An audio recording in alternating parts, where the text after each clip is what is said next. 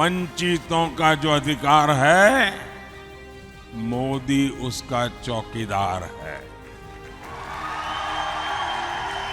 कांग्रेस और इंडी अगाड़ी वाले कान खोल करके सुन ले। मोदी धर्म के आधार पर न बजट बांटने देगा और न ही धर्म के आधार पर आरक्षण देगा। चुनावी रणभूमि महाराष्ट्र की थी, लेकिन संदेश पूरे देश के लिए।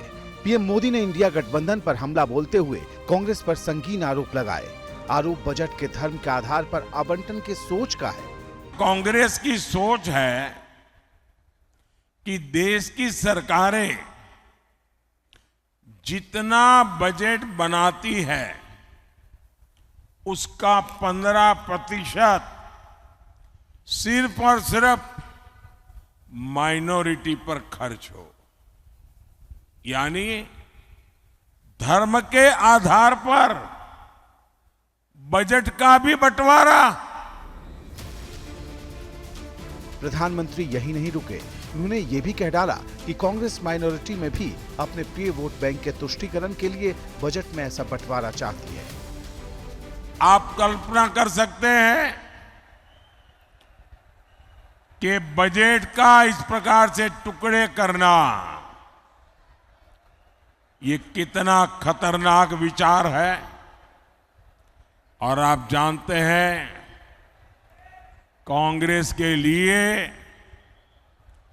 माइनॉरिटी सिर्फ एक ही है, उसका अपना प्रिय वोट बैंक।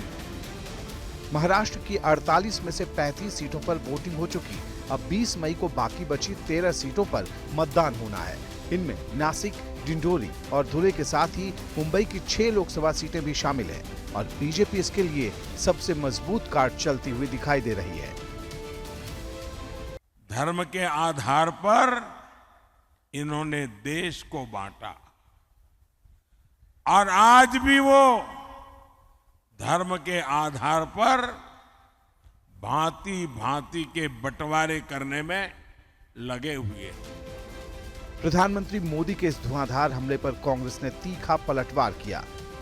भारत के जनता समझ गई है कि बदलाव और परिवर्तन का समय आ गया है और इसी वजह से हम विश्वास के साथ कह सकते हैं कि ये अभी जल्द ही अपने पद से हटने वाले प्रधानमंत्री हैं और हमें 4 तारीख के बाद इस झूठ के महामारी से हमें मुक्ति मिलने वाला है।